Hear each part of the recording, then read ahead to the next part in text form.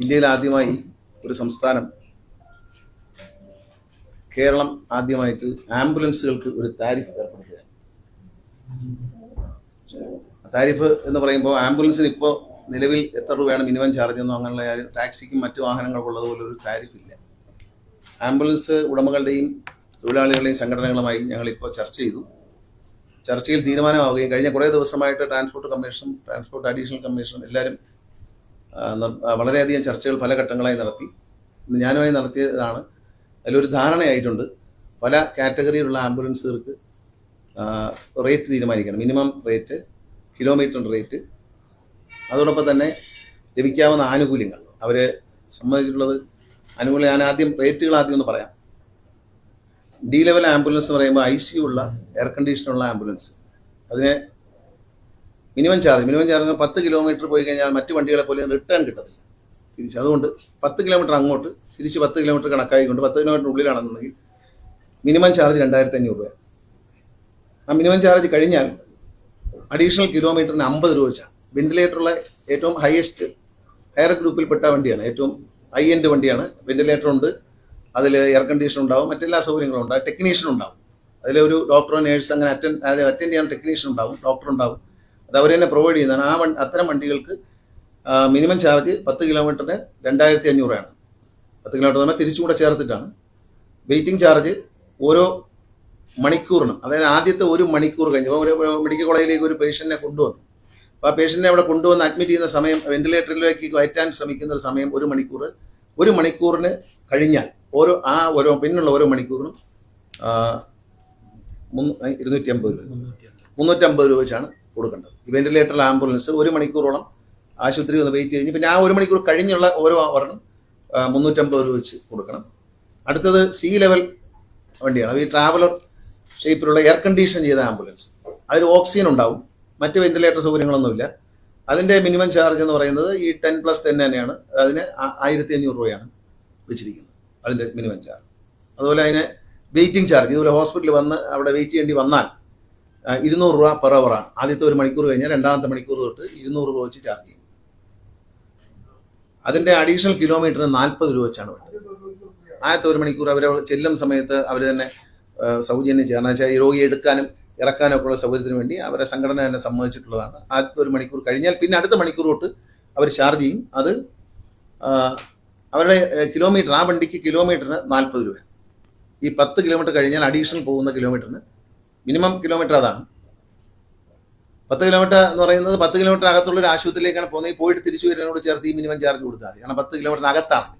10 kilometre കഴിയുമ്പോൾ additional charge വരും. അത് 40 രൂപ വെച്ചാണ് വരുന്നത്. മൂന്നാമത്തെ കാറ്റഗറി എന്ന് പറയുന്നത് B level traveller, non AC ആയിട്ടുള്ള ആംബുലൻസ്, സാധാരണ ഉപയോഗിക്കുന്ന ഈ ട്രാവലർ മോഡലിലുള്ള ആംബുലൻസാണ്. അതിന് മിനിമം ചാർജ് 1000 രൂപയാണ് മിനിമം വെച്ചിരിക്കുന്നത്. വെയിറ്റിംഗ് ചാർജ് ഓരോ മണിക്കൂറിനും 1 മണിക്കൂർ കഴിഞ്ഞാൽ അടുത്ത മണിക്കൂർ തൊട്ട് 200 രൂപയാണ്. കിലോമീറ്ററിന് 30 രൂപയാണ്.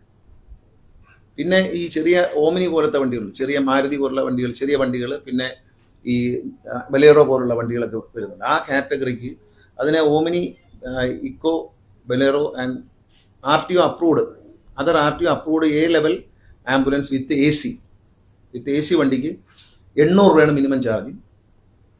വെയിറ്റിംഗ് ചാർജ് 1 അവർ കഴിഞ്ഞിട്ട് പറയുന്നത് 200 രൂപയാണ്. അഡീഷണൽ കിലോമീറ്ററിന് 25 രൂപ വെച്ചാണ് ചാർജ്. പിന്നെ ഇതേ കാറ്റഗറി തന്നെ AC ഇല്ലാത്ത വണ്ടികൾ, Omni, eco, Bolero, RTO approve ചെയ്തിട്ടുള്ള മറ്റ് AC ഇല്ലാത്ത നോൺ AC വെഹിക്കിളിന് മിനിമം ചാർജ് 600 രൂപയാണ്. വെയിറ്റിംഗ് ചാർജ് 1 മണിക്കൂർ കഴിഞ്ഞാൽ 150 രൂപ വെച്ച് ചാർജ് ചെയ്യും. അഡീഷണൽ കിലോമീറ്ററിന് 20 രൂപ വെച്ചാണ് ചാർജ് ചെയ്യുന്നത്.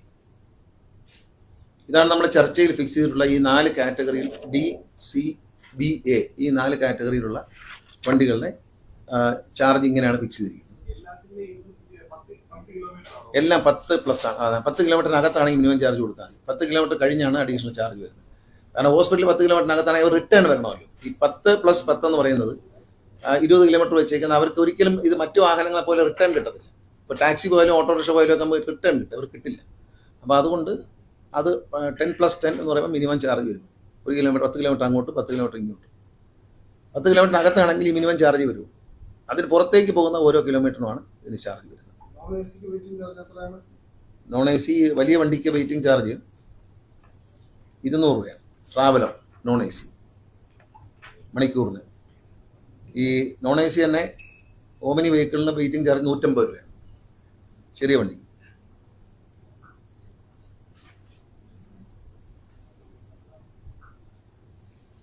ഇത് 800 നോൺ എ സി അല്ല, എ സി ഉള്ള ഓമിനി മോഡലിലെ ചെറിയ മോഡൽ വണ്ടിക്ക് മിനിമം ചാർജ് 800 രൂപയാണ് എ സി ഉള്ള വണ്ടിക്ക്. ഇതാണ് നമ്മൾ ഒരു താരിഫ് തീരുമാനിച്ചിട്ടുള്ളത്. ഇതിനകത്ത് ഈ വെന്റിലേറ്റർ ഉള്ള ആംബുലൻസും എ സി ഉള്ള ആംബുലൻസും BPL വിഭാഗത്തിൽപ്പെട്ട ആളുകൾ ഉപയോഗിക്കുകയാണെങ്കിൽ ഒരു BPL കാർഡ് ഉണ്ടാവും. അവരത് കാണിച്ചു കഴിഞ്ഞാൽ വണ്ടിയിൽ 20% ടോട്ടൽ തുകയിൽ 20% കുറവ് കിട്ടും. BPL കാർഡുള്ളവർക്ക് കൊടുക്കും. പിന്നെ ക്യാൻസർ രോഗികൾക്കും 12 വയസ്സിന് താഴെയുള്ള കുഞ്ഞുങ്ങൾക്കും ആംബുലൻസ് സൗകര്യം ഉപയോഗിക്കുമ്പോൾ, ഇപ്പോൾ കാസർഗോഡ് നിന്നൊക്കെ ചിലപ്പോഴും RCCയിലേക്കൊക്കെ ആൾക്കാരെ കൊണ്ടുവരാറ് 10-26,000 രൂപ അതിന് ചാർജ് വരാറുണ്ട്. അപ്പോൾ അതിൽ ഓരോ കിലോമീറ്ററിനും 2 രൂപ വെച്ച് കുറവ് ചെയ്യും. ക്യാൻസർ പേഷ്യൻസിനും RCCയിലേക്ക് വരുന്നവരാണെങ്കിൽ അറിയാമല്ലോ, അവർക്കറിയാം. അങ്ങനെ വരുന്നവർക്കും കുഞ്ഞുങ്ങൾ 12 വയസ്സിൽ താഴെയുള്ള കുഞ്ഞുങ്ങൾക്കും ചെയ്യും. അതുപോലെ ആക്സിഡൻറ്റ്, അപകടങ്ങൾ നടന്നാൽ തൊട്ടടുത്ത ആശുപത്രിയിൽ സൗജന്യമായി എത്തിക്കും. അവരുടെ സംഘടന മുന്നോട്ട് വെച്ചിരിക്കുന്ന ഓഫറാണ്.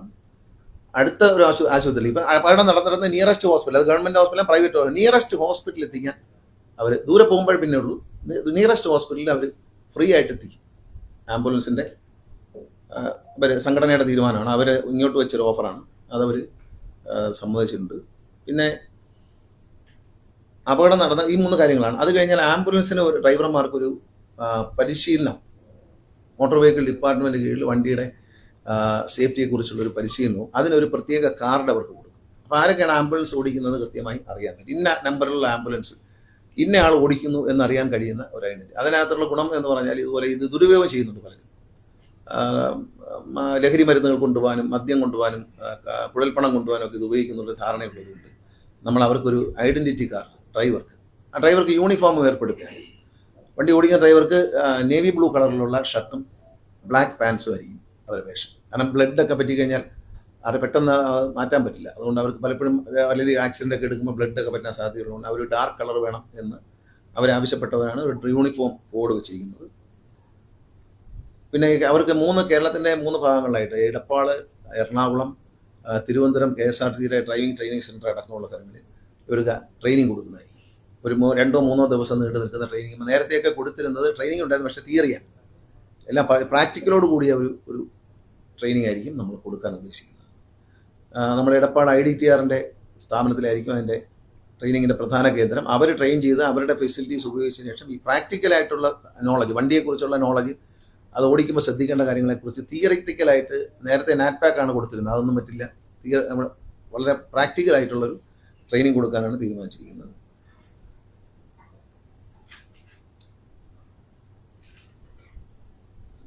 അതുപോലെ തന്നെ ഈ പറഞ്ഞ ഈ താരിഫ്, അതാത് ആംബുലൻസിൻ്റെ താരിഫ് എന്താണെന്ന് അതാത് വെഹിക്കിളിൽ അകത്ത് പേഷ്യൻ്റെ ബൈസ്റ്റാൻഡർ കാണത്തക്ക രീതിയിൽ എക്സിബിറ്റ് ചെയ്യും, എഴുതി സ്റ്റിക്കർ ഒട്ട് ചെയ്യും. അത് ഈ പർട്ടിക്കുലർ വണ്ടി നമ്മൾ ഉപയോഗിക്കുന്ന ആംബുലൻസിൻ്റെ വാടക സർക്കാരുമായി ധാരണയിലെത്തി നിശ്ചയിച്ചിട്ടുള്ള താരിഫിൽ അവിടെ എഴുതി കാണിക്കും. അപ്പം ഈ ബൈസ്റ്റാൻഡർ കൂടെ വരുന്ന ആളുകൾക്ക് അത് അറിയാൻ പറ്റും. അപ്പോൾ ഒരു ചൂഷണം ഉണ്ടാവാതെ ചെയ്യാൻ കഴിയും എന്നുള്ളതുകൊണ്ടാണ് അത്തരത്തിലൊരു കാര്യം ചെയ്യുന്നത്. അതിന് നമ്മൾ അതിലെന്തെങ്കിലും ഈ പറഞ്ഞ രേഖകളിൽ എന്തെങ്കിലും ഒരു തെറ്റ് കാണിക്കുകയോ ആംബുലൻസിനെ പറ്റി പരാതി ഉണ്ടെങ്കിലോ അത് അയക്കാൻ വേണ്ടി ട്രാൻസ്പോർട്ട് കമ്മീഷണറുടെ ഓഫീസിലേക്ക് വരത്തക്ക രീതിയിൽ 2 ദിവസത്തിനുള്ളിൽ ഒരു വാട്സാപ്പ് നമ്പർ, ഇപ്പോൾ ഒരു വാട്സാപ്പ് നമ്പർ ഉണ്ട്, അത് ഞാൻ പറയാം. അത് കൂടാതെ ഒരു വാട്സാപ്പ് നമ്പർ ഇതിന് വേണ്ടി മാത്രമായിട്ട്. അപ്പോൾ ഇപ്പോൾ നമ്മൾ ജനറലി കംപ്ലയിൻറ്റ് അയക്കാൻ വേണ്ടി TCക്ക് ട്രാൻസ്പോർട്ട് കമ്മീഷണർക്ക് ഒരു നമ്പറുണ്ട്. അത് കൂടാതെ ഒരു നമ്പർ, ആ നമ്പർ 9188961100. ഇതാണ് ആ നമ്പർ. ആ നമ്പർ കൂടാതെ ഒരു ഇതിനു വേണ്ടി മാത്രം ആംബുലൻസിൻ്റെ കംപ്ലയിൻറ്റുകൾക്ക് വേണ്ടി മാത്രമായിട്ട് ട്രാൻസ്പോർട്ട് കമ്മീഷണർ ഒരു പുതിയ നമ്പർ വരും. പിന്നെ ഇതിൻ്റെ ആംബുലൻസ് പോകുന്ന വഴിക്കുള്ള അത് ഓടിക്കുന്നത് അവരിവിടെ പോയി എവിടെ വന്നു എന്നൊക്കെ ഒരു ലോഗ് ബുക്ക് വണ്ടിയിൽ തന്നെ സൂക്ഷിക്കാനായിട്ട് തീരുമാനിച്ചിട്ടുണ്ട്. ആംബുലൻസുകളെ പരിശോധനയ്ക്ക് വിധേയമാക്കും. കാരണം വെച്ചാൽ ആംബുലൻസ് ഇപ്പോൾ ഫാൻ ലൈറ്റൊക്കെ ഇട്ട് പോവുകയാണ്, പക്ഷേ അവിടെ ഒരിക്കലും വണ്ടി തടഞ്ഞിട്ടില്ല. പക്ഷേ അവരോട് തടഞ്ഞ് എവിടെയാണ് പോകുന്നതെന്ന് ചോദിക്കും. ജസ്റ്റ് ഒരു സെക്കൻഡ് കൊണ്ട് എവിടെയാണ്, ഏത് ഹോസ്പിറ്റലിലേക്കാണ് പോകണമെന്ന് ചോദിച്ചിട്ട് ആ സ്ഥലത്തെ RTOയും അവിടുത്തെ പോലീസിനെയും അറിയിക്കുക വണ്ടി അവിടെ വന്നോ എന്ന് റാൻഡം പരിശോധനയാണ്. വണ്ടി അവിടെ സംശയം തോന്നുന്ന വണ്ടികളിലേ ഉള്ളൂ, എല്ലാ വണ്ടിക്കൊന്നുമില്ല. ഒരു വണ്ടി വല്ലാതെ പോകുന്നവരെ നിർത്ത ഒരു സെക്കൻഡ് സ്റ്റോപ്പ് ചെയ്തിട്ട് എവിടെയാണ് ഏത് ഹോസ്പിറ്റലിലേക്കാണ് രോഗിയെ കൊണ്ടുപോകുന്നതെന്ന് ചോദിക്കും. ചോദിച്ചു കഴിഞ്ഞാൽ അവർ വിട്ടുപോകാം. പക്ഷേ അവരവിടെ എത്തുമ്പോൾ അവരെ രേഖകൾ പരിശോധിക്കാൻ അവിടെ മോട്ടോർ വെഹിക്കിളിലെ ഉദ്യോഗസ്ഥരോ പോലീസോ ഉണ്ടാകും എന്നാണ് അവരുമായിട്ടുള്ളൊരു ധാരണ. അത് മിസ്യൂസ് ചെയ്തതിനെപ്പറ്റി അവരുടെ സംഘടനയ്ക്കോ അവരുടെ തൊഴിലാളികളുടെ സംഘടനയ്ക്കോ ഉടമസ്ഥരുടെ സംഘടനയ്ക്കോ ഒന്നും കൂടുതലും ആളുകളും ഓടിക്കുന്നവർ തന്നെയാണ് അതിൻ്റെ ഉടമസ്ഥർ.